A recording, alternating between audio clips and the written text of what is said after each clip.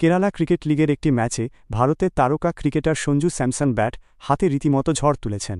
Asia কাপের আগে তার এই বিস্ফোরক ব্যাটিং নজর কেড়েছে সবার। শুধু তাই নয়, ১ বলে ১৩ রান করে তিনি ক্রিকেট বিশ্বকে অবাক করে দিয়েছেন। ১ বলে ১৩ রান, কীভাবে? ক্রিকেটের নিয়ম অনুযায়ী ১ বলে ১৩ রান করা অসম্ভব মনে হলেও বিশেষ পরিস্থিতিতে এমনটা হতে পারে। সঞ্জুর ক্ষেত্রেও তেমনটাই হয়েছে। বোলার একটি নো বল করেন, এর ফলে ব্যাটিং দল ১ রান পায়। ওই নো বলে সঞ্জু একটি ছক্কা হাঁকান, তাই আরও ৬ রান যোগ হয়।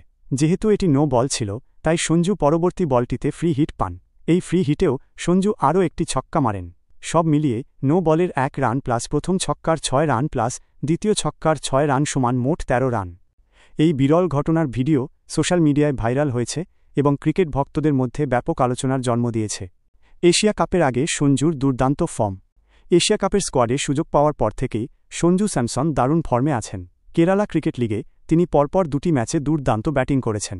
এক ম্যাচে ৪২ বলে সেঞ্চুরি করার পর এই ম্যাচে তিনি ৪৬ বলে ৮৯ রানের একটি ঝোড়ো ইনিংস খেলেন। সঞ্জুর এই বিধ্বংসী ফর্ম ভারতীয় দলের জন্য একটি ইতিবাচক দিক।